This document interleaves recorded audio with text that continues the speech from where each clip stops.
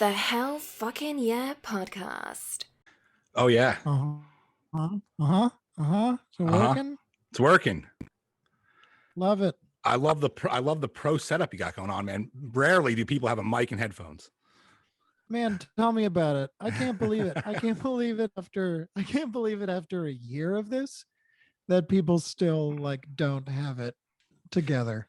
Yeah. Because I was doing a thing. I did a thing last summer where I wrote and recorded this musical radio play thing and was just like doing a lot of VO sessions with a lot of different comedy people in LA. And it was, I mean, almost everyone like had it together by then because they had been kind of doing podcasts all year at that point. But there's still a few people who like owned nothing. Right. They're just like, I just want to like mail all of you. It's not expensive. You don't even need what people tell you need. You just like go to Amazon. Anyways, I pride myself. Yeah. Go to Amazon. You get a Zoom recorder. You get a 58. That's it. Yeah. That's it. But a lot of people always have the phone. It. Yeah, of course. This is great, man. I'm very excited about this. So first of all, cool. Welcome to the Hell Fucking Yeah podcast, Adam Schatz. Thank you. Thank you. I hope you're having a good plague. Yeah, it's the best. Great. We're started. We're doing it. Yeah. Oh yeah. Yeah. Awesome. You know what I do? I just hit record. You go for it. Well, the only reason I asked was because I was going to I was gonna do a audio. I'm recording my audio for you too. How about that? Oh, because that's even that's amazing. Next level. Next level shit, man. But I love this. But now I'm ready. We're going. We're rocking. All right, cool. So where are you living right now? I'm in Vermont. I just moved to Vermont. So like southern Vermont, not that far from the Massachusetts border, like 4 hours from New York City, which is close now. Before the pandemic, that would have been far. But now I'm like, that's not only is that close, that's close enough.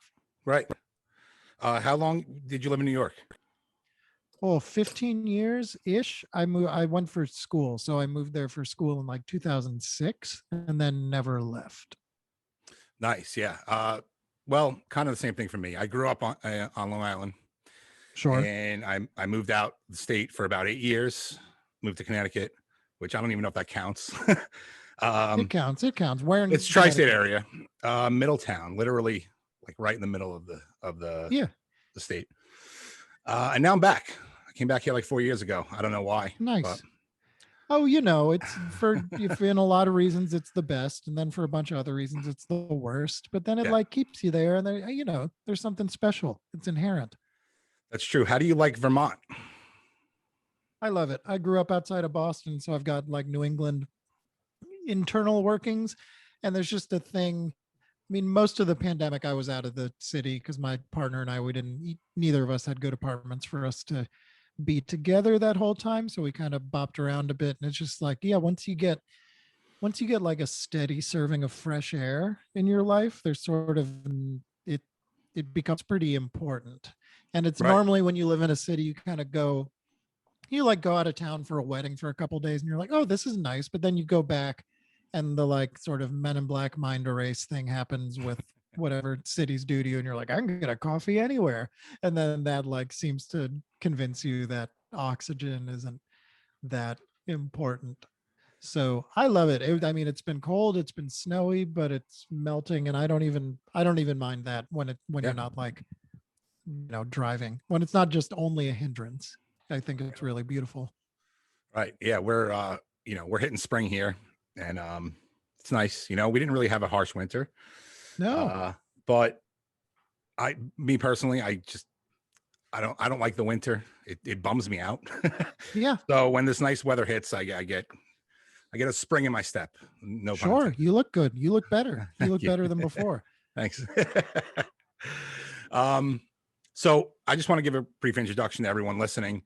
For those who may not know, Adam, he's the lead vocalist for the band Landlady, also plays keys and sax. Their new self-titled album is available now everywhere you stream music. But I'm all about the vinyl, so head on over to Bandcamp, get the record. I ordered mine this morning. I just came from the post office. It's in the mail. No shit. Yeah, that's how fast it happens. That's amazing, man. Sometimes When I I order do things it, on Bandcamp and it's like, yeah, it'll be there in December. I'm like, all right, great. it may not always be this way, but right now, because again, I'll tell you, the Yeah. small town post office, it's a dream. Yeah. I love it. I'd go twice a day.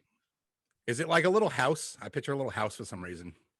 The one closest to me, which doesn't do international orders. So actually I went to the bigger one today, but the one down the street from me is a little house, and it's only open until 10:30 a.m. every day.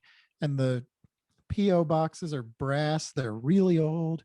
Wow. And they have a combination lock, but it's all letters. So it's like a real like Da Vinci Code situation. I really you won't be able to get me to say a bad thing about it. I just went to the DMV. That was great. There's all these things are really, all these things are really I've never nice heard now. that sentence before. I know people, that's just a like, it's a New York thing where they're like, our brand is being like a hard ass. So like any opportunity to go out of the way to be nice from like a business perspective, we're not going to do because we'll look weak. And in Vermont, I think maybe it's the opposite. Absolutely. I agree, man. I mean, the little bit of time that I lived in Connecticut, we had to go to the DMV when we first got there. And everyone was like, do not go to this particular one. You'll be there for like 8 hours. They're like, go to this little one. It's like in the downtown area. It's really weird. It's hard to find, but you'll be in and out in like 5 minutes and the people are nice. And yeah, we went there and we couldn't find it. It was like sandwiched in between like a deli and a jewelry shop. Like Sure. down a really long hallway, which I think at one point used to be a mall, like a mini mall. Mm-hmm. Right. And there it was at the end. Every business went out of business one at a time. Right. Sure. And then there it was at the end, little office. We went in, they took our picture, we got our license like on the spot, and we left. And it blew my mind. It blew my mind. Beautiful. Yeah. Now the post office, I'm assuming, had like a nice creaky wooden floor. My post office? Yeah, the small one. Yeah. No, they oil the floors. No creak. Oh, I like the It's creaky perfect. wooden floor. It's well maintained. Well, you got to go somewhere else. This floor doesn't creak. So really quick, back to the record. A portion of the proceeds go to the Okra Project. Is that right? Yes. Can you explain what that is? Sales. Okra Project is a organization that provides meals for trans Black people. Okay. And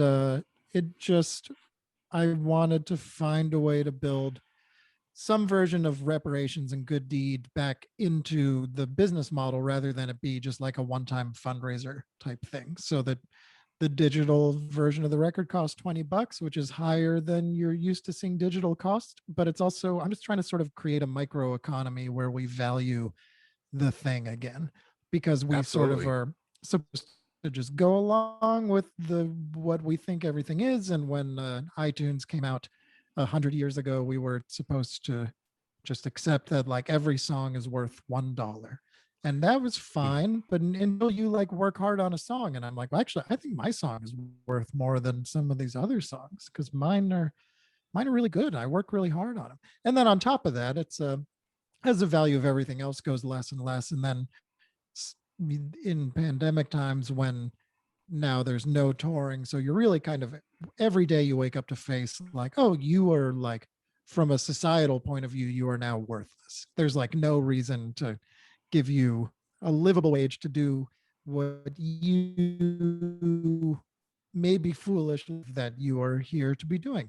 So, we have fans who do believe we're supposed to be doing this stuff, and so they're along for the ride, and we've gotten absolutely no pushback on any of the higher pricing of the things, and everyone's been really supportive. And so it's like, if we can, this isn't even food money for us still. It's like, okay, can we make our money back and then make another record? That's kind of all I'm thinking about. And then if in that process we can do some good at the same time, it feels better than not doing it, and I wanted to give it a shot. Absolutely. So now when someone buys, let's say, a song for $1, right, on iTunes, now a lot of people today now, they don't do that I don't think they even do that anymore, right? Because I was thinking recently how iTunes like very slowly saw itself out of like the store model, which Right. is great because now I think everyone has to go to Bandcamp. Where before there was still like a real thing where you're like, well, I go to, I go to iTunes for my music and I go to Amazon for my slave labor. And then I go to Bandcamp to like support the indie bands. But now it's kind of like, if you really want to like have the version of the thing where you're treating the music like a product and you're valuing it as an item, Bandcamp's the only place to go because iTunes is Apple Music and that's Spotify, and that's all more or less the same. Okay, that's what I was going to ask. Like, I know, iTunes doesn't really exist anymore, but there is Apple Music, and you can pay your $10 a month and download whatever you want. Now, I don't understand how that works. Like, do you get paid if someone downloads your record? No. Some like news recently is I think SoundCloud just announced that they're switching to a like user focused model, meaning like your payout from SoundCloud is directly correlating to like how many people are supporting your thing. Where Spotify and Apple Music and Tidal, it's a much more curvy algorithm, and you really aren't expected to understand it. And then when you really understand it, you realize it's a losing battle anyway. So Wow. it's like, well, I'm not gonna yank my music off this thing because it's how people discover it, but I'm also not going to like remain vocal about how this is not a sustainable model. Right. Well, I'm glad that record stores have kind of made a comeback, and vinyl's big now and things like that. I was just watching this documentary the other day called The Last Blockbuster. It just came out on Netflix. Yes. Is it good? And it's great. It's great. And it, as much as it's not about music, it's more about movies in a video store. It's the same concept as far as like, we miss these things. A lot of people do, Yeah. There's something special about going to a store and browsing through the aisles and picking something out and taking your time and putting your money towards something you want to invest in, rather than, the infinite content on your phone that you can just download anything you want anytime. Yeah, I think the infinity is a real problem. And I Yeah. use it. I mean, I totally use all this stuff and I really appreciate it. I appreciate Spotify for a lot of things. But I'd been away from my record collection for all of last year, and then just kind of moving to a new place and getting it all set up again. It's really it's an amazing thing for choices, because also we didn't even have internet here for the first month, so we developed an immediate relationship with our library just as a Blockbuster essentially. And it's like, well, they got DVDs, and then you walk in and you pick the thing and then you watch the thing, and right. I loved it. I did. And I think there's something, it's just yeah, I think being too nostalgic about vinyl is like also its own kind of problem, because it still is like has such a crazy production overhead. It's like, well, we, in the perfect world, we actually just make better profits off digital, and then it's amazing because there's much less overhead. But at the same time, it's people like holding a thing, and I like giving people a thing to hold, and that's just how we do it. Absolutely. Yeah, no, I agree. So we're going to get into the record in a little bit, but right now I'd like to start the beginning. When did you start making music? When did you get into it? Oh, I mean, my whole life I was always doing some sort of noise making. My parents both played music, and they would play records around the house a lot and would just encourage. So me and my younger siblings all had to take lessons of one kind or another. I started on violin and did not enjoy it. And then kind of in the second grade started playing piano, but even before that, banging on pots and pans. But it was, second grade piano, fourth grade saxophone. And then from then on out, I was always playing with friends, playing in little groups, started my own band. It just like became such a inextricable part of who I was. Sure. So when did Landlady form?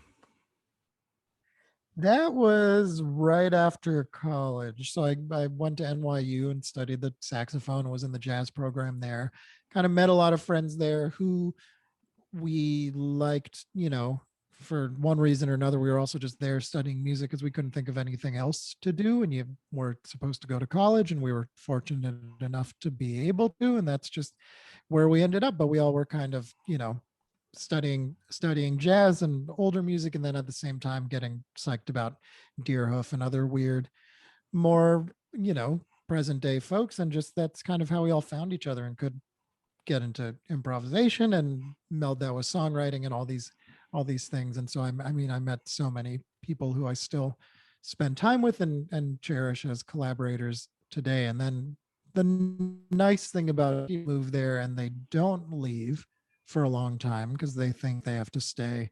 So what that means is if you go for school, then you're already kind of just like implanted there and can just keep growing and growing and meeting more people. And I was just trying to meet as many people as possible. So I would, played in bands with people older than me, some folks who were in their 20s when I was 19, some folks who were in their 30s. And then I could just like meet all different types of folks all at once. And then after all that, I started Landlady in like 2010 because I just wanted to write songs again and assemble a band that I felt could be kind of invincible. Just like everyone can sing, everyone can improvise, everyone can arrange and kind of do it without ego, and just and that's it. I just wanted to start another rock band, and that's what we did. Sure. So where did the name come from? Ladyland. Landlady. Ladyland. And it happens a lot. I've even, I misspell it a lot when I create I'll be honest with you. I Yeah. said to myself a million times, don't say Ladyland. Well, that's 5 minutes in. Here we go. Don't think of an elephant. I at the time, 2008 to 2010, I lived in an apartment in Brooklyn with a landlady who was especially difficult, and so I was just saying the word a lot. I think you probably say a word that you're having a problem with more than a word you're like enjoying. And if you're enjoying anything, you probably take it for granted. But this landlady was really difficult. And also we were kids. So I'm sure that was a thing. I mean, looking back, I'm just like, how can any adult like in their right mind rent property to children? But it happened. And the faucet broke on the sink in the kitchen, and she pointed to the lease and she was like, well, anything that breaks from overuse has to, you have to pay for it. And I was like, lady, listen, it's a faucet. We're not like rocking the faucet. We're just using it as a faucet, and it broke. So that happened over and over and over again. Anyways, I would complain about my landlady and I would say the word a lot, and I thought it was a good word. And so I named the project that and really didn't think any more than that. And I think a lot of people maybe put too much weight onto a name when they pick a name for something, and it usually leads to them picking a bad name. So I'm pretty proud after this many years that I really I still like the name. And we really just played a bunch of shows and worked on stuff, and then I put out our first record in 2011. And then the next one came out in 2014, and the lineup had changed a bit. And that was really the first one. A lot of people heard that as our first album because that was with another record label, and we really didn't tour until then because I didn't want to burn the band out touring before I thought people would come to the shows. I had done that so much in other bands and was like, all right, well, we don't need to do that. We can just play in New York and try to build something, and then eventually play for 15 people in Philadelphia. We don't have to play for 4 people now. The band has such a unique sound, including your voice, very unique. Where does the sound to you, where does the sound come from? I know that's kind of a vague question, but like, sure. No, but it's a fine question. It's more about, can I answer it? Because it really isn't. You listen, and this isn't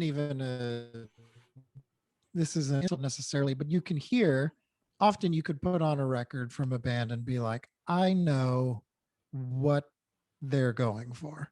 I know what they were listening to when they recorded this, and maybe they said it explicitly or maybe just only subconsciously, everyone in the room was like, Fleetwood Mac, we're going to make this record sound like Fleetwood Mac. And then it does. It's totally good, but I'm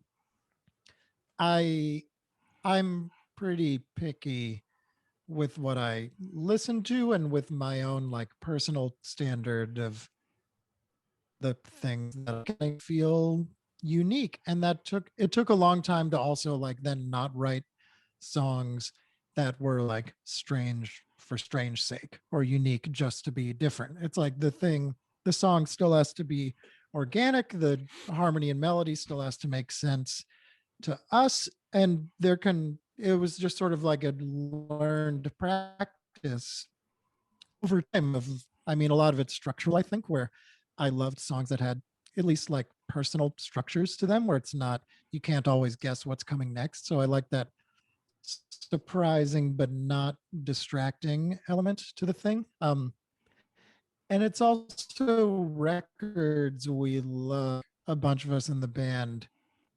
We all have really different tastes, but it's still, we have like shared appreciation for things like the, first bunch of Flaming Lips records, and a bunch of us listen to the band groups that really have like, they all have their own sound. And so then we go into this thing, we're going to take all of our influences and it's going to be more of a soup. It come out however it comes out. And we can borrow a lot of things, but we're almost never going to talk about what we're borrowing.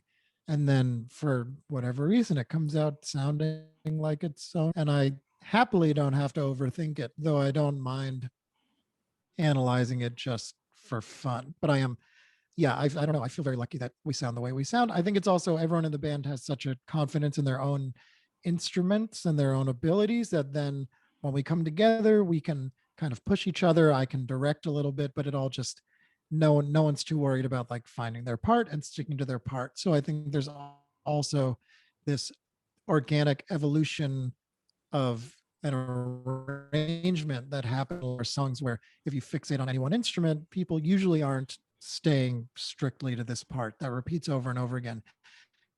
And so many incredible songs do operate that way, but that's maybe one reason why we sound different. Absolutely. Yeah. The end. Yeah. That was great. So Yes. I wanted to talk about your voice a little bit. Your voice really stands out to me in like a sea of, at least everything you hear on the radio. Everything, I can't tell the difference between 90% of the people on the radio. Everything starts to kind of sound the same. Hearing you talk, I wouldn't imagine in my mind that you would sound the way you sound. Mm-hmm. I don't know if that's weird to say, if that's a good thing, or it's a good thing to me.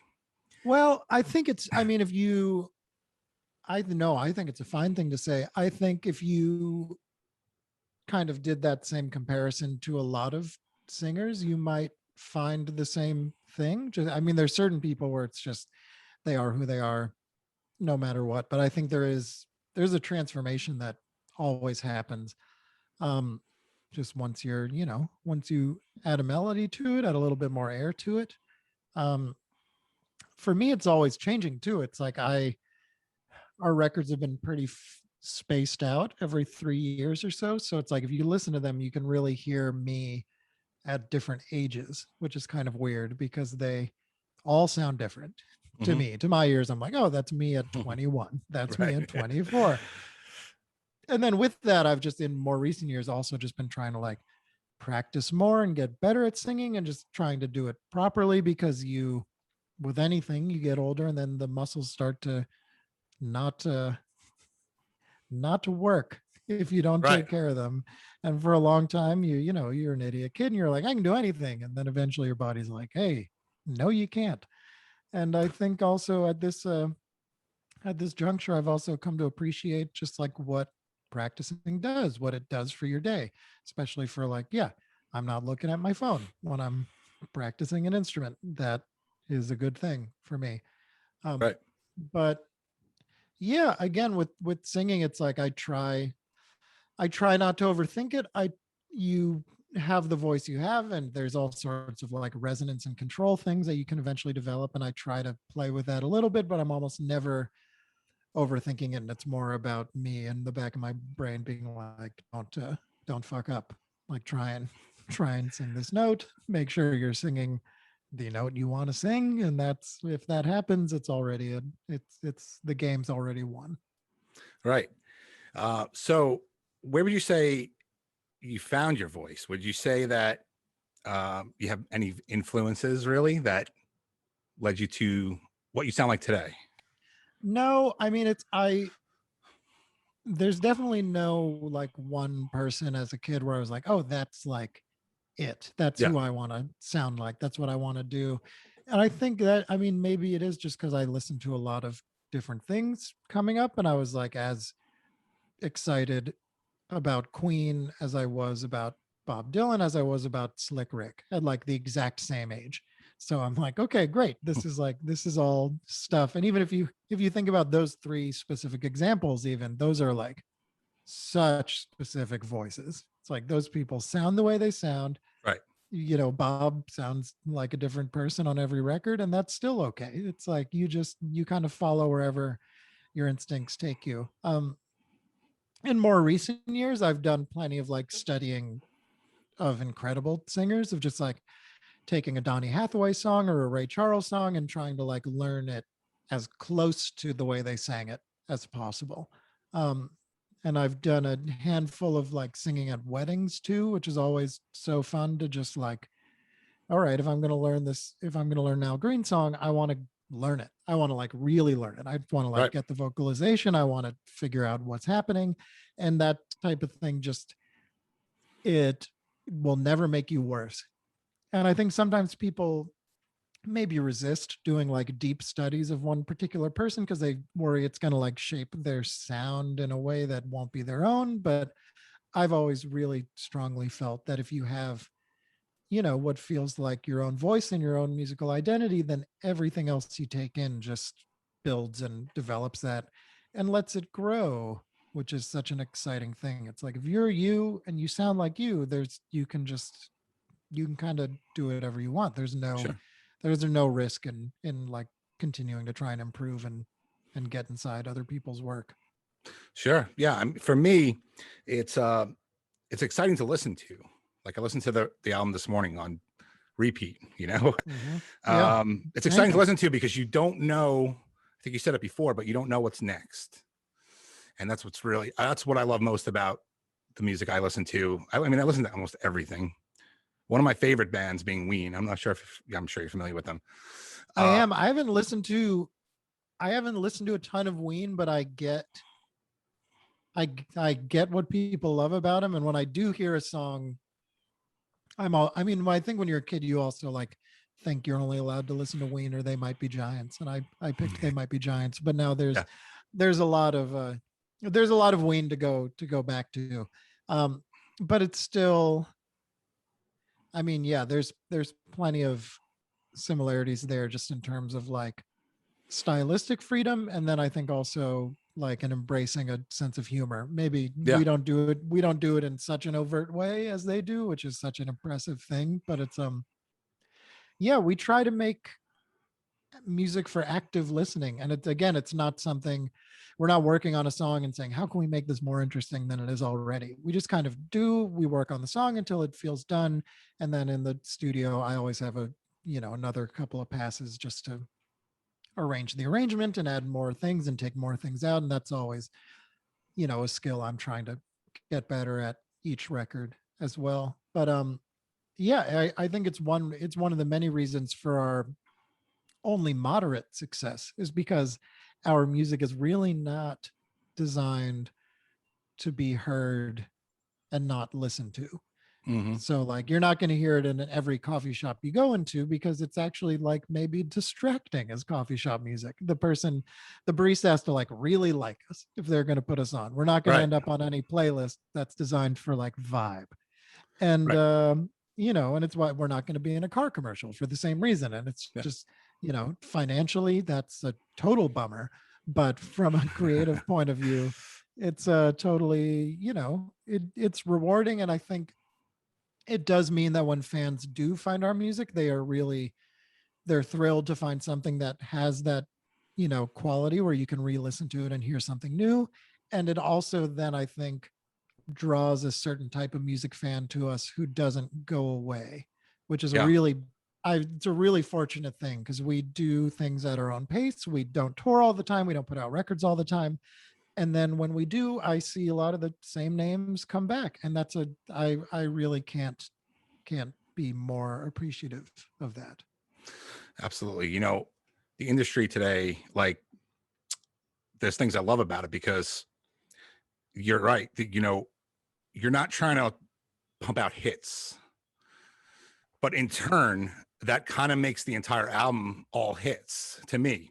Like, Yeah, we try to be hooky too. It's like, I'm not, yeah. again, we're not being weird for weird's sake. And I think we really do write catchy songs, Oh, definitely. but we're not writing, it's not Right. it's not pumped out kicks. It's not that other song. There are just certain songs where it's like, you can tell, and they do it too. They like achieve the goal. I'm like, all right, you did it. This is Yeah. exactly that type of song.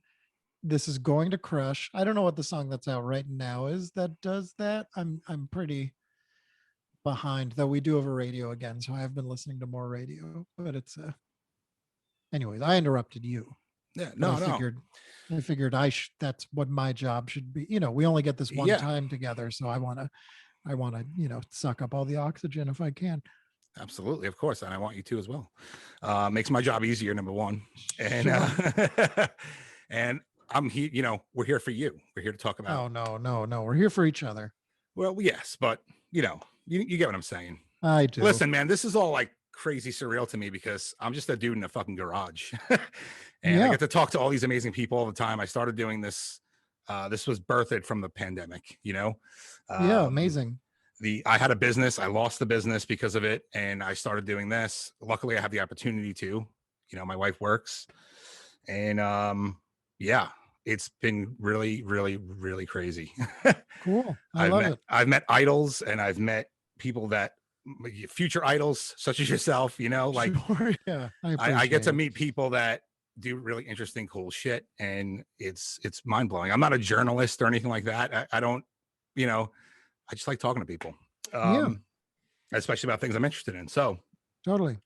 but what I was saying was, you know, back in the day, you know, when I was growing up in the 80s and 90s, you know, you didn't have a choice of music. You know, you got what you heard on MTV and the radio and this and that. Now there's such a deeper, you know, and don't get me wrong, good things existed without a doubt. They were just much harder to find, you know? So now, yeah, you hear, like, I heard your record this morning and I was like, this is awesome. This is fucking awesome. You know, every song is good. There's no, like, we made this for this reason. We're trying to do this, trying to make this, you know, get this on the radio. There was none of that. But at the same time, it could all be on the radio. It's so fucking good. Oh, I appreciate it. Yeah, absolutely. It's a really interesting thing. There's a book that I recommend everyone reads because it's a super fun read, and it's called Our Band Could Be Your Life, and it's written by writer Michael Azerrad. He's written a bunch of great things. He wrote a Kurt Cobain bio, and this is a book that kind of spotlights 10 different bands in the like underground music movement of like late 80s, early 90s, and a bunch of different types of folks. So it goes into, Minor Threat and Fugazi and Mudhoney and Beat Happening and Big Black and Steve Albini and all these different folks. But it's really, each chapter is about a different band, and it's super inspiring because you're like, this is how it used to be done. And this is how you had to hustle to get anyone to find out about you. But there was also then, if you wanted to be a part of those communities, you learned where to look. You learned what zines to read. You learned like which labels you wanted to order records from through the mail. And it's, in some ways that stuff doesn't go away. It's, the internet makes community easier in a lot of ways. And then it also makes it harder because of the infinity problem, I think. So absolutely. Again, yeah, I just try to do whatever we can to, if anyone, I feel like that's inherent in the thing we're making, where it's like, if we make something that sounds like we worked really hard on it and not at the expense of the music, because sometimes you can hear something, you're like, oh, that sounded expensive, or that sounded like a lot of things happened. But it's like, and it goes with the economy of the thing too. So it's like, I charge $30 for an LP. And 5 years ago, I would have, laughed at anyone who did that, or been like, no fucking way. That's too much money. And now at this point, I'm like, well, we like worked really hard on this thing, and you're gonna, pay for that. And then, but when you get it and listen to it, I want you to feel taken care of. I want you to feel like you're experiencing something that's personal and that's been made only this way by only these people. And I think it's a really beautiful thing. And that's the community. That's where it comes from. Then when people come to a show, you're all in the room and you're like, hey, we're here for the same reason. You can look around and be like, you get it, you get it, you get it. And I have that with the fans. It's like, I'm just grateful we have the shared interest in the music. Absolutely. And that's another thing too. It's like, yeah, I have the album on my phone. I have Apple Music, but that's not enough. I had to get the record because now I'm going to take that record and I'm going to show it to my wife. I'm going to play it on a Sunday morning. Yeah. A record player, and share that experience with her, and so on down the line. Yeah. And then you're going to move, and you're going to have to move all your records, and you're going to blow your back out. And then you look at the route and you're like, all right, these guys. Yeah. These guys put me in the hospital. That's right. Well worth it though. I know. So which do you enjoy more? Constructing an album in the studio or performing it live, or is it really just an extension of the other? I enjoy them equally. The recording process is so fun, and whenever we're doing it, there's always a little bit of sadness that you don't get to do it more, because it's either because it's so expensive, or just getting everyone together is hard, or any of the reasons. I mean, you have to write more songs, that's work. But it's like, that is a really wonderful part of the process. And that feels more like it goes in the capital A art category, whereas performing is more of the that's maybe the capital C career thing, where it's like, right, when we're up there and we're delivering the goods and we're serving it up for a crowd and everyone's in it together, that's when you really feel like, oh, this is like what we're meant to be doing. This is, the energy that comes from that. And we're a pretty high energy live band with the thing I was saying before about everyone in the band kind of being really special instrumentalists in their own right, means that there's like always a lot of wonderful listening that happens to each other when we're playing, and just like feeling each other out. There's always micro moments of openness in every song. So there's just like little bits of discovery. And when you're on tour, you're actually only playing music for 1 hour every day. So it's like, you really want to embrace that moment, and you get a real charge out of that. And I really, there's nothing quite like that for me. And especially when it's taken away from you for a full year. It's like, there've been years where Landlady hasn't toured, but I'll still play with other bands, or I'll do solo shows, or, mess around town. And it's like, to have all of that go away, you're like, oh, my body needs this. My ego needs this. Like, this is really an important part of me that I can't wait to get back to. Yeah, I was going to ask, actually, venues are starting to open back up slowly. Performers are eager to get back on stage. Obviously, fans are foaming at the mouth, me being one of them. So what have you done to keep yourself sane in the past year, with music, or just, your mind? Yeah, totally. Yeah. I've been lucky I've been with my girlfriend the whole time, and we love each other, which is great, because it's, everyone I know has either gotten a dog, had a baby, bought a house, broken up. And it's one.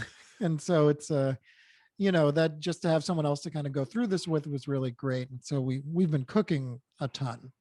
Okay. It was just like kind of learn. We already love to cook, but it's like now, okay, how do we like learn how to make all of the restaurant food that we can't have? So just like getting deep into Thai cooking, getting deep in Indian cooking, figuring out dumplings, figuring out soup dumplings, figuring out these Tibetan meat patties from the place in my old neighborhood that we weren't near anymore. And that, I mean, that's number one. It takes up a lot of your day, and then there's like there's a tactile reward at the end of it. Where like even with music, it's like, a lot of it is I'm emailing all day. I put out an album for a couple days, it feels good. After that, it just feels bad again because you're like, well, I had a few days of people telling me that I'm good at something, and then they've moved on, and now I have to just sit here. So I guess I'm gonna, roast make a lasagna, something like that. So that's been good. Been doing a lot of practicing of just different instruments, practicing a ton of piano, some lap steel guitar, the voice, and just like anything like that has really kept me grounded because it's also what I didn't do a ton of before. So it's feeling Sure. nice. Okay, I have this time.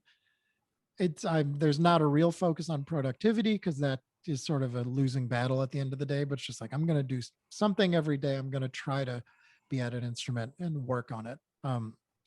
And yeah, just reading books. For a long, long time, I was bad at reading books. And now I think I'm getting a little bit better at it again. Definitely read more books in the last year and a half than I have in the last, 5 years before Yeah. that, I think. So Yeah, I did a lot of puzzles at the beginning for some reason. I actually hate puzzles. I know. I did like one. I've done one, and it's like, I get it. I love it. Serves a thing like rainy day vibe. I love it. If you're like on vacation with some people and it rains and you're like, fuck it, it's puzzle time. Then you do the puzzle thing. But it's like as soon as this became like not like, we don't know when this is going to end, I'm like, you can't pay me to do a puzzle. There's no reward. I get no joy out of it. It really bums me out. Yeah, I got into it at the beginning for some reason. And then I don't know, we started off with like, 1,000 piece puzzles with like I think one of them was like a bunch of different foods, like things in the grocery store. And it was difficult, everything was kind of similar color and whatever. And then my wife bought me this one where it was literally macaroni and cheese, like the whole thing. And it all looks exactly the same. And I was like, I started doing it. I'm like, I can't do this. I took it, I put it back. I'm like, I love the gift. That's my hell. I put it back in the box. That's my living hell. Yeah. I put the box on display. Next time, just give me a photograph of macaroni and cheese. Yeah. That'll be great. Yeah, it was a nightmare. So did you do any live streaming solo or with the band during the time? No, I've done none of it. I did no live streaming, and I did one with another band where they had the means to pay for it and get everyone tested and hire a camera crew and like do it really, really well. And it was a really produced thing that I think their fans really appreciated. And for me, I just like, I knew I didn't have the means to do it in that way. And I didn't want to do a cheaper version of it. I don't want to do a worse version of the thing. And especially for just me as a performer, I need other people. I like can't do it without that type of audience. And it's like, even when we are doing like a radio session or something, it's like, I know there's someone filming me right there, and I know there's someone like on the other end of the glass, and I can even just like play to them because I know they're human beings there. But I'm really bad at the thing where you like look down the barrel of the lens or can like talk to like the internet and the people who are out there. And it's which I think is like, the people who can do that are really good at making things that are like engaging for their fans. And I can't do that, so I'm not going to do that. And then if I'm just going to like set up my phone and film myself playing songs in my room, it's like, I don't really want to charge for that. Again, it won't make me happy. So I'm like, I'd almost rather just wait, which is what we've done. And it's because you'll get a better thing. And it's like, if we can, on our next big tour, like bring a couple people to like shoot it and then put a concert film together from that, I'd much rather give that to people where you Sure. have the I can, crowd energy and the live energy, because it's yeah, that's just what I'm more interested in. yeah, I can definitely appreciate that. Are there any tours planned? I mean, I know we're still kind of in the tail end of everything here, but No, no. yeah, I don't even know how to do it anymore. We don't we don't have a booking agent right now, and I'm also like, I don't know if I want to go back to playing bars again. And even if I did, they're all booked up. They're all going to be totally backlogged by people who can sell more tickets than us, or who had shows booked for last spring that all got canceled. So I'm going to just kind of keep an eye on it and see what happens. But I think folks are starting to look at the fall, and I'm just going to see what shapes up. But Sure. nothing is scheduled yet. When it is, I'll shout about it. I'm toying with an idea of like putting a tour on sale where we don't have the venues announced yet, but you just pre-order a ticket, and then I can kind of see how many people want to come, and that'll That's let a me, great like, idea. pick which type of space to rent. Yeah, you say it is. I don't know how many people will actually go for it. It's a great idea. Listen, I like the idea. Yeah. People do that with vinyl. Like the band makes the record, but they don't make it yet. They get people to buy it first, and then they produce the records. It's the same kind of concept. Well, and it is the same. And that's what we did now with like the Bandcamp vinyl campaign. That was the first time we did it. And so in turn, this is like the most pre-sales we had by a mile, like way, Right. way, way more. And I do think we're at a unique point in time with an artist having goodwill among fans, because A, people haven't seen a show for so long, B, everyone knows we're really hurting. So they're more likely to look at our situation and say, oh, they're trying to do something different. There's probably a good reason for it. Maybe we should go along with it and see what happens. Absolutely. But yeah, no, yeah. I was going to say, like backyards would be amazing if you like toured backyards. I know. Well, it's backyards, people's houses, like community centers, anything that you can just kind of rent and bring a PA, because it's like the rock clubs don't sound that good anyways. Right. So it's like, if it's not going to sound good at the place that is sort of priority number one is selling drinks, priority two is you playing a show, then it's like, well, maybe we should find a situation where we can be the top priority, because we, drove 300 miles today, and it would be nice to feel respected. Right. Now, now listen, I'm not, you said 4 hours isn't too long. I'm not far. So if you ever need I got a nice big backyard. If you ever need to set up, man, gotcha. No, we can do it. I mean, this is, we did it we've only toyed with it, but like I had, we had some fans in like somewhere in Illinois. They're at a college like an hour or two outside of Chicago. And I was like, listen, if you can like guarantee 50 people will come, we'll play your house and we'll charge like $20, and that'll be what happens. And if not, then like you got to make up the money a little bit. And it was a super fun show, and it worked out. Yeah. And so it's like that. I'd be fine with that. The economics of it are so much simpler. Yeah, right. And it's like, yeah, we just want like, we're all just like, we're just like pieces of meat. It's like, we're just going to get the pieces of meat in the room, and we want to hear the rock song and then get out of there. So why are we making it more complicated with a service fee? Yeah. It's true, man. So yeah, keep that in mind. During a tour, you actually, you and the band had a near-death experience while traveling in a van. What happened, if you don't mind telling me, and what would you say you took away from that unfortunate experience?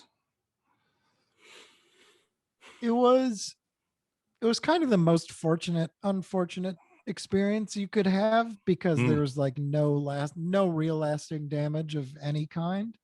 But it was a dumb drive. We were going from Seattle to San Francisco. And, that's not a drive you should do in one day, but we thought we could, because we had a couple days off and wanted to just kind of like beat you just want to do it. It's like if you can stand each other enough to be in a car for 15, 16 hours, sometimes you just want to be able to wake up in a place on a day off and be like, we are in San Francisco for this whole day. We can Sure. just enjoy ourselves. And we're staying at our friend's mom's house. They had good food there, a lot of reasons.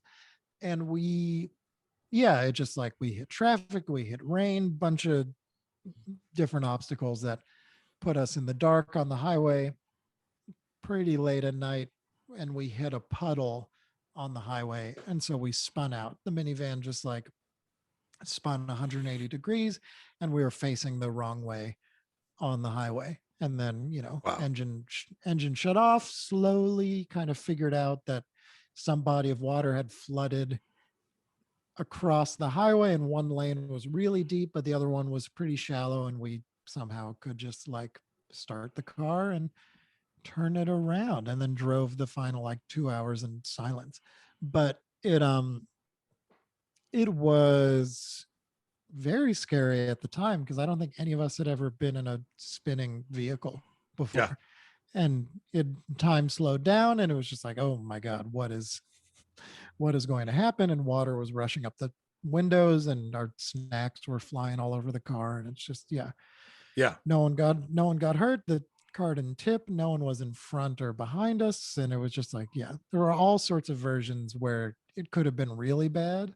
And we are in the best timeline for sure.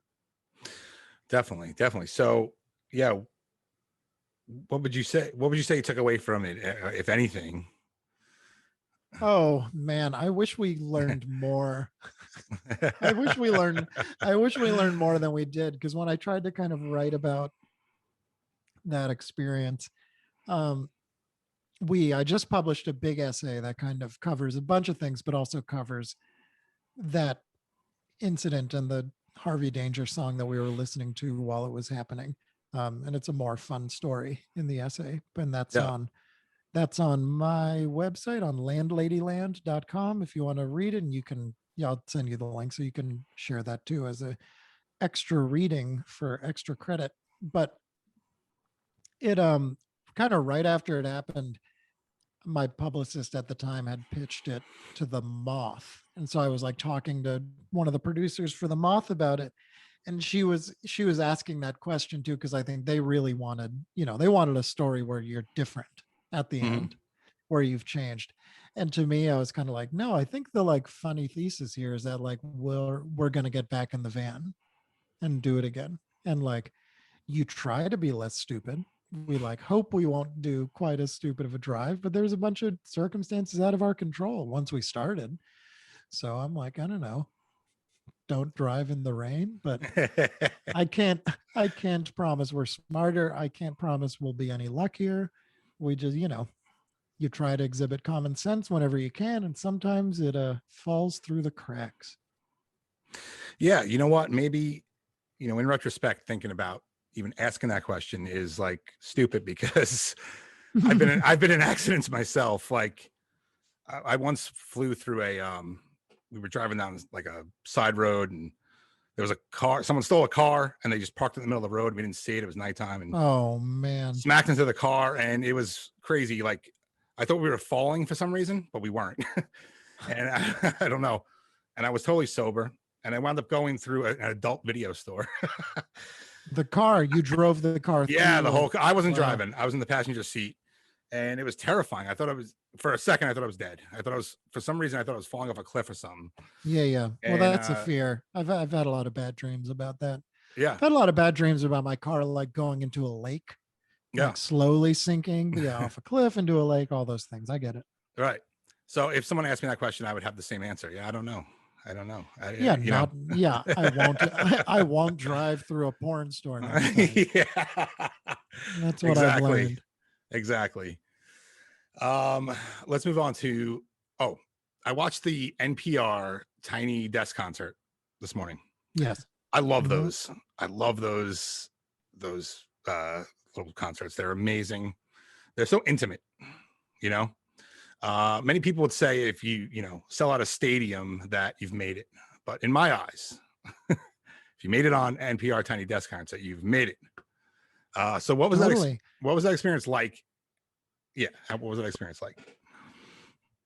I've been fortunate enough to actually do a bunch of them with Really? different bands. Yeah, Okay. because weirdly, the first time I did it, I have another band with my drummer, Ian, that doesn't, we almost never play anymore, but we're a kind of weird improvising instrumental band called Father Figures. And you can look up that Tiny Desk concert. That's the first one I did in 2012, I think. And it was just because we played at a house show in DC and Bob Boylan happened to be there. I think he only saw 2 songs. He saw us play 2 songs and then like our kick drum broke and we had to get one from down the street. But I forget how he and I had met. We maybe had a friend in common, but he just like said, "Hey, like write to me later. We should have you on the thing."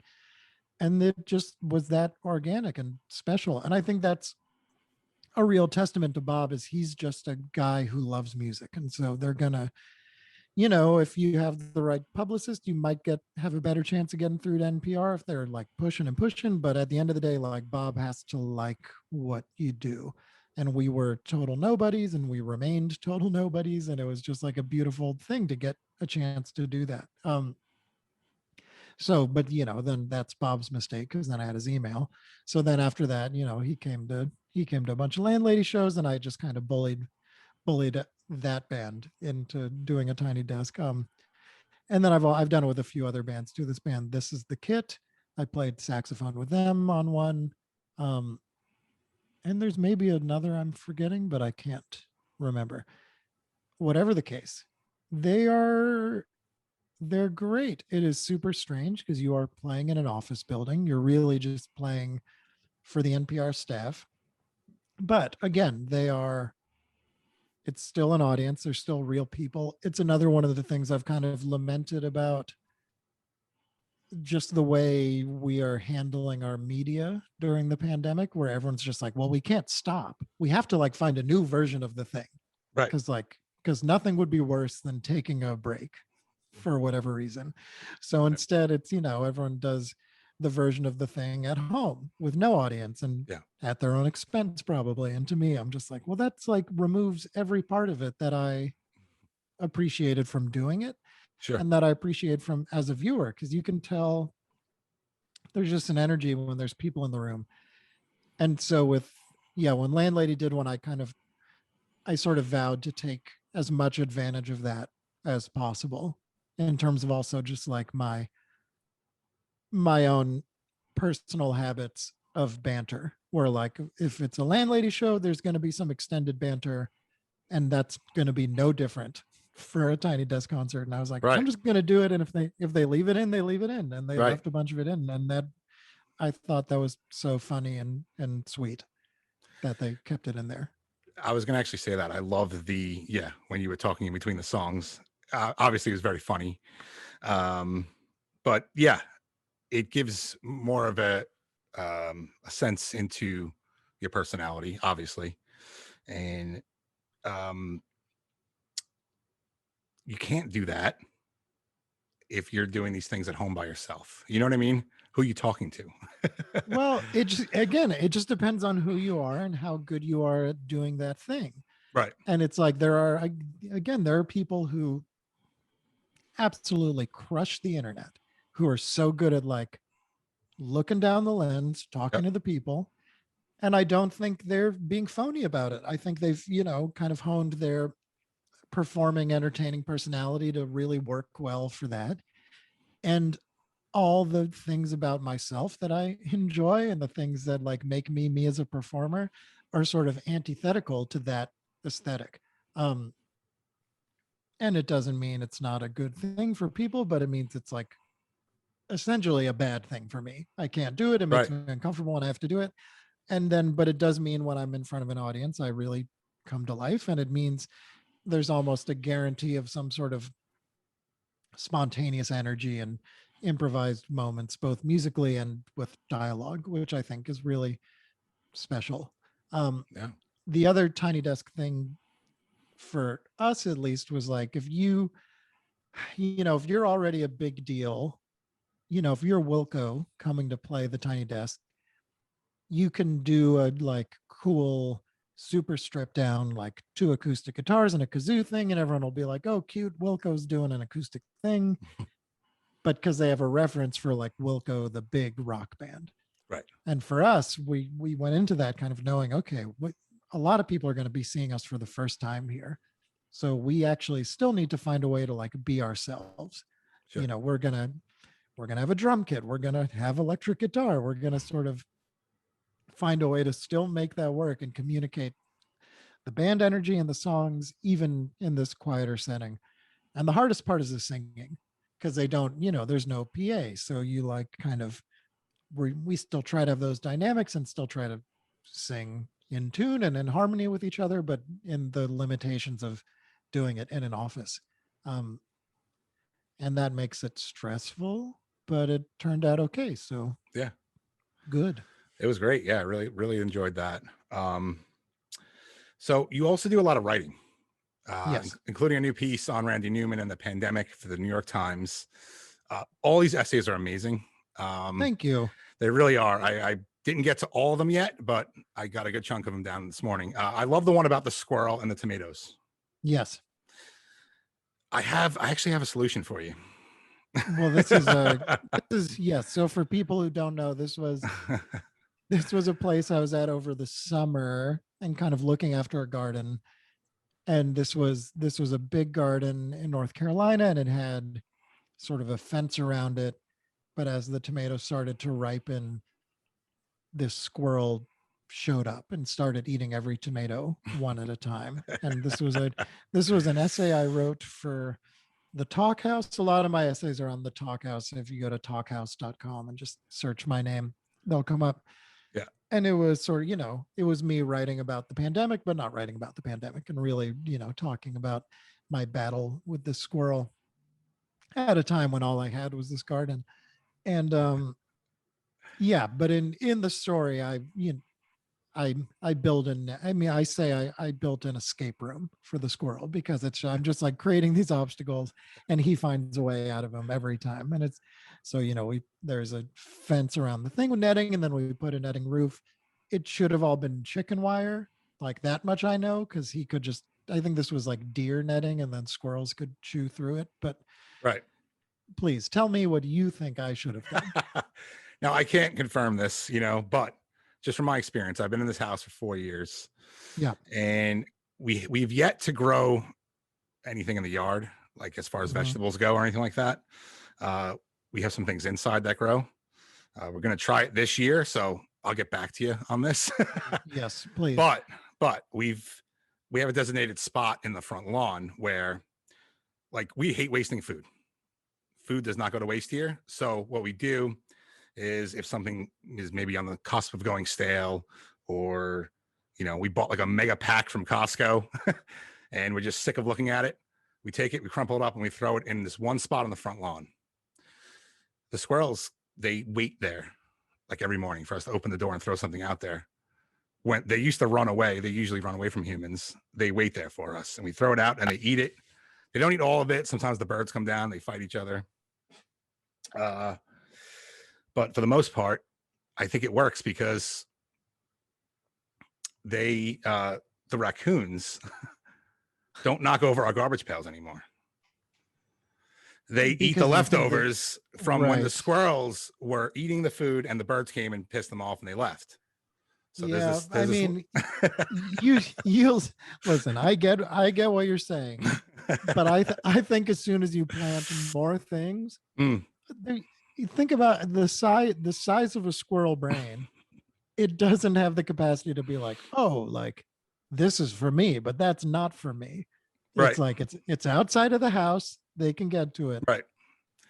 It's for them, and it's, you know, to be fair, they are of nature. More than me. I'm the one trying to force myself into their environment by being like, I'm going to plant a seed and then turn it into fruit. And it's like, they're like, you can go buy it at the store. Go buy a tomato at the store. This is for me. Watch. Right. And then they eat the fucking tomato and they look me in the eye while they do it. Yep. And you're probably 100% right. Probably this may not work. We'll see this summer. Yes. We'll see this summer. I'd love to catch up about it, because we're going to have our Vermont garden going.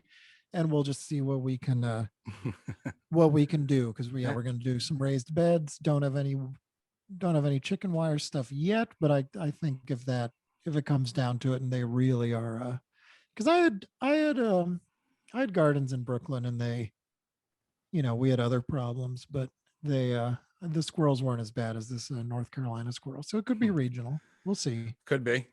Yeah, I feel in a way we train them a bit. Oh, I could be wrong. Mean, you definitely do. I could be wrong. The thing you describe is you are definitely training them, but I mean, they get all kinds of things. I don't even know if we should actually give to squirrels. You know what I mean? Like you probably we don't shouldn't. We don't eat meat, so it's nothing like that. But like a Belgian waffle, probably not. But it gets it and it loves it. So it's fine.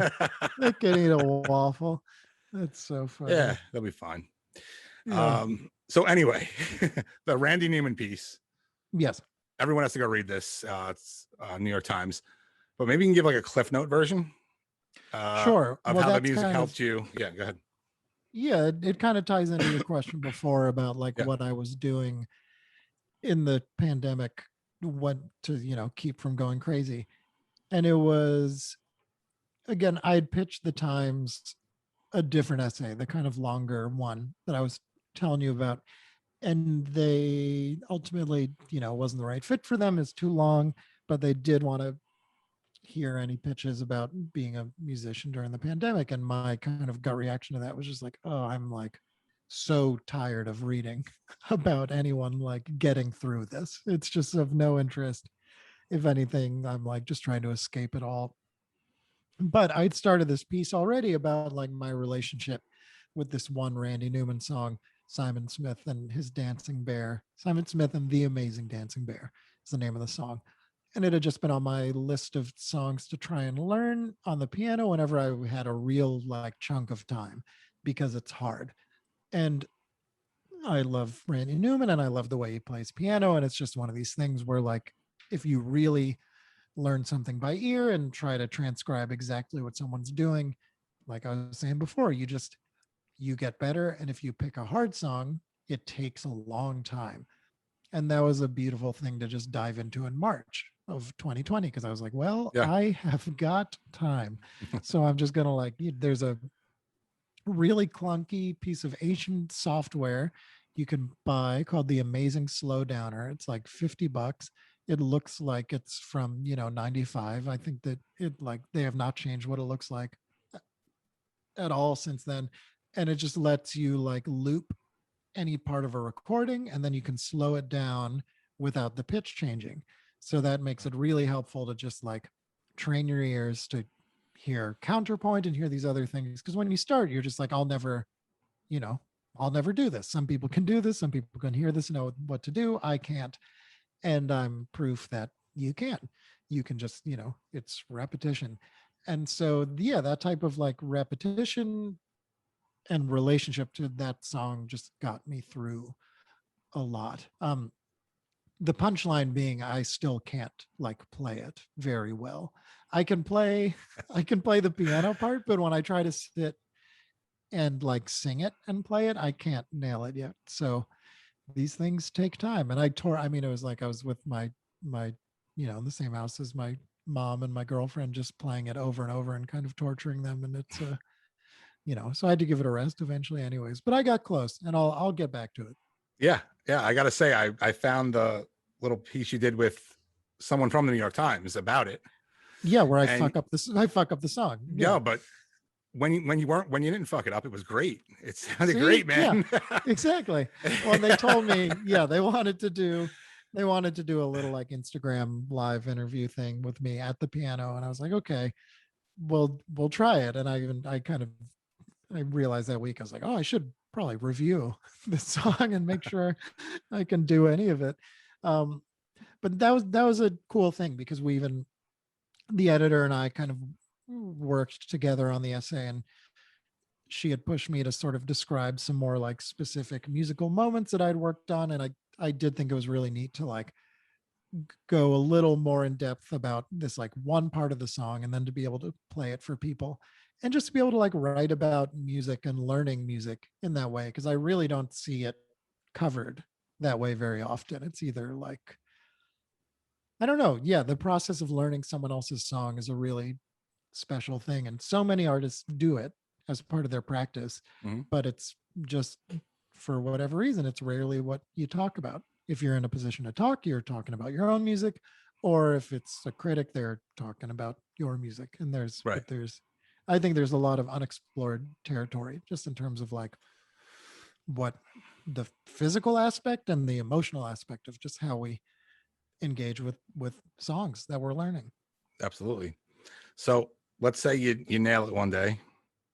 Will we ever One hear day. it? Will we ever hear it live at a performance cover? Yeah, if it'll be some solo thing because I do solo shows from time to time, and Okay. especially it's one of those songs that needs a piano, like Yeah. a piano. I can't do that on Right. an Right. electric piano or anything. It's just like, Right.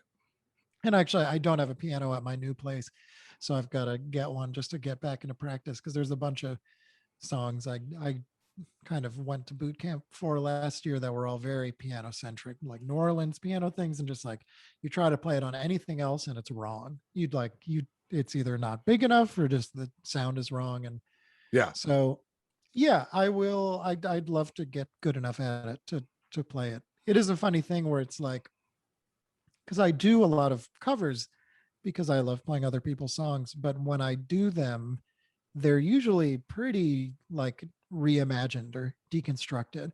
And there's a few of those you can find where there's, Landlady's covered the Al Green song, Love and Happiness.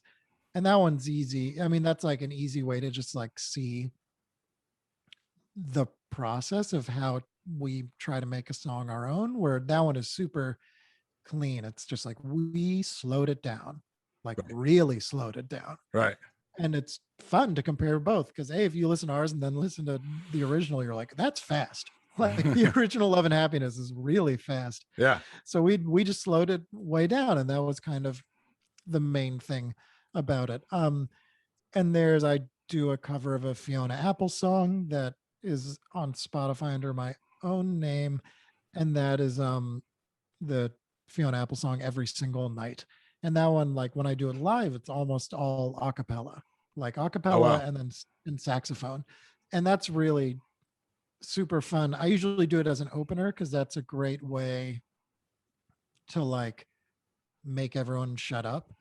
If you're like singing completely a cappella and a little off mic, everyone's going to be like, wait, what's happening? And then you've Right. got them.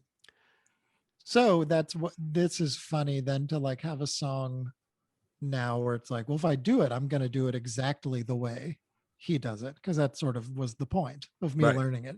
And I don't really have an interest now in like okay, what's my version of Simon Smith going to be? It's like, no, it just has to be this. So it'll feel kind of like a novelty, but I'm also a people pleaser. So I wouldn't mind, as long as it doesn't become my thing. But at the end of the day, if anyone's in a room asking me to do something, I'll probably do it. Good to know. Yeah. So I just want to talk about the album a little bit more before we go. Sure. So everybody out there, the new self-titled album is out now. Yep. Landlady, I listened to it on repeat this morning a million times, man. It's so good. Thank what you. was the process like making this record? And did you have any different approaches than your other records in making this? Yes. Each Landlady album has actually had a little bit of a different lineup. So that's one sort of constant change. This is the first one where we've had the same guitar player 2 in a row. And this is also sort of the steadiest touring lineup. Like once the band really started touring consistently, this is the version of the band that it's been, which is also a smaller version. I think each album we actually shrink down. So the very first record, we were a 6-piece and then 5. And for a long time we had 2 drummers, and that was kind of a big part of the sound. And live, it is always an incredible thing that we still try to do in any city. If we have like friends who hop up on a couple songs, it's a fun way to just flex and push to the absolute limit. But now that we're a 4-piece, we can still like hit that chaos point. We can still get really loud or really crazy, but now we can get quieter too, which is really exciting. So I think just like compositionally, this is our most mature album in a lot of ways. Yeah, I mean, we are older and slower for sure, but also just like there's more space. There's some really quiet songs that I really appreciate.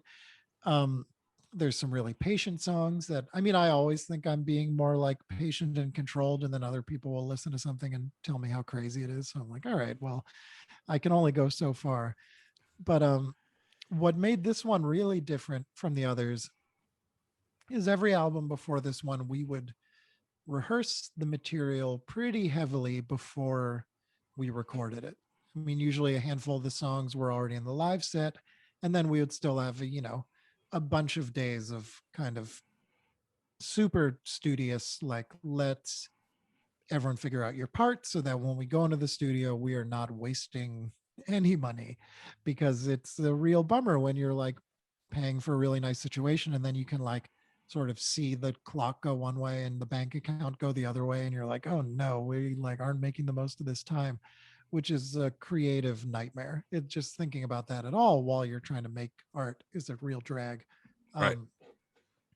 And this time, just because of circumstance, it was like everyone's busy, people tour with other people, and it got to a place where we had we like in 2018 we did a short European tour where I kind of built in a retreat in the middle where we went to this house in Bavaria, Germany. We just like put out the call to like friends and friends of friends, like if anyone wants to put us up and give us a place to work, we would love it. And we just met this incredible dude who was like an ex DJ and owned a venue, and we played his venue and we would listen to records all night at his house. And then every day he would drive us to work, and we would like go to his venue and work on songs all day and then like go get pretzels and come back. But Sounds amazing. I mean, that it was so amazing. And but at the end of that, we had like one song. There was one song that was like, this is done, we can play it live. Everything else was like I had the beginnings of a bunch of things, and then we explored them, but didn't really get anything to the finish line. So then I still just booked a studio time the following January. We had 6 days at this kind of farm recording studio in upstate New York called the Outlier Inn. And I must have sent everything to everyone. I think I like made demos for the songs enough so everyone could just like learn the chords and the form, more or less on their own. But we really arranged as we went in the studio.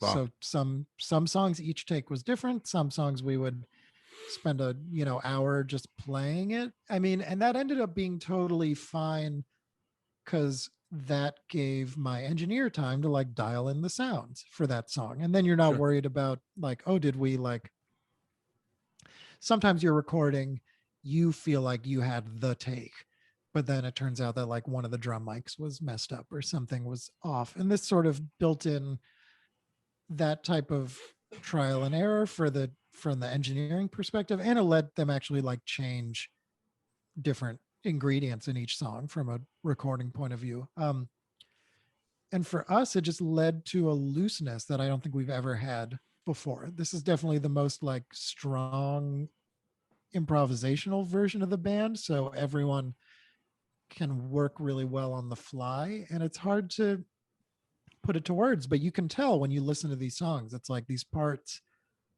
don't sound pre-composed. They really are like we worked them out in the moment, and it just like it created a very specific capture.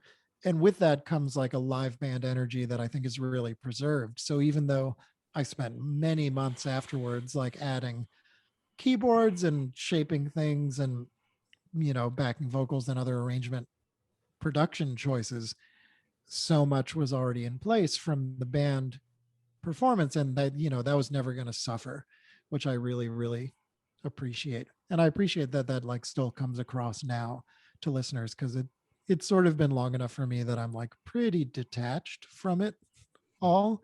I've just like heard it too many times. Right. So I'm but it is definitely, I feel like every time we make a record, it's like I want it to be better than the last one, and I want it to be also as good as the last one for all the reasons that made the last one good, which makes it hard because you're like, well, Yeah. we don't want to repeat ourselves, but we also don't want to like make some new choice that like gets rid of a bunch of Right. possibilities. And so I don't know, I produce records for other people, and just like that side of my brain is always kind of sharpening its tool belt as well. And it's always about, you know, it's like, when are you asking important questions and when are you aggressively not overthinking things? And that's, it's, if you're really just trying to stack the deck for greatness to happen. So if everyone's a great player and everyone's experienced at listening to each other and the songs feel good as songs, then something good is going to come of it. And that, you know, that's just kind of the attitude we had going in. Absolutely.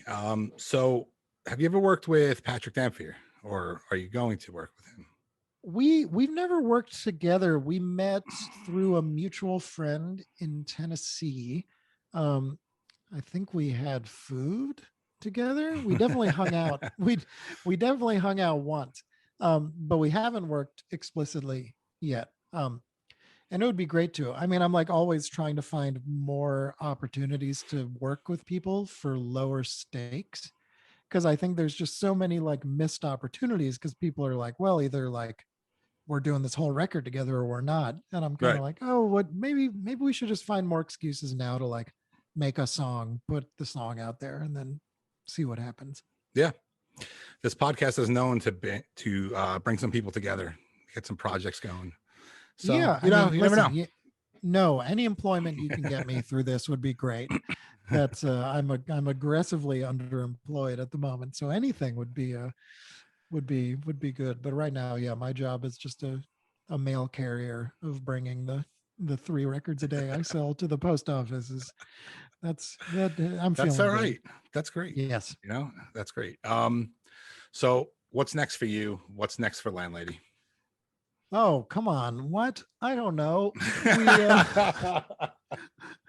got to, I'm writing, you know, I got to write new songs so that we can make the next one, because I'd like the next one to come out sooner than this one did. So we'll see about that. I mean, what's next is us like hanging out again. We really like, it's been so long since we've all been in the same room. Yeah. And that was a hindrance to any sort of live stream plan too. Cause I was like, well, if there's a situation where we can all be together in a room, then the last thing I want to be doing is like troubleshooting the live stream camera. That sounds horrible to me. I want to like, I want to like eat food and watch movies and mess around.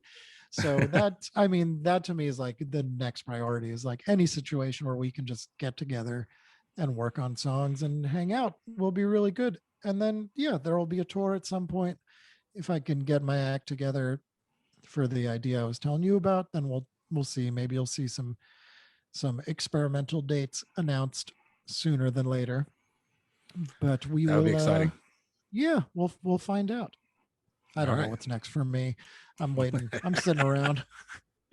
It's like, yeah. I know that's the worst question ever, but I'm on it. There's some fun stuff coming out. There's a record coming out from this band Japanese Breakfast, and I play some saxophone on that. And I mean, any sort of like remote recording work has been really nice to get to do for other people, because it like keeps you feeling connected. Sure. So I'm just going to try and do more of that stuff. Absolutely. Well, I'm very excited to get the record in the mail. Yes, sir. Yeah. And like I said, if you're ever in New York or on tour, let me know, please. Oh, we will. Yeah, we will be. Very good. I have one more question I ask everybody. Yeah. It's so cheesy, but I got to ask it. On a scale from 1 to hell fucking yeah, how much did you enjoy being here today? Oh, hell fucking yeah. Sure. Sure.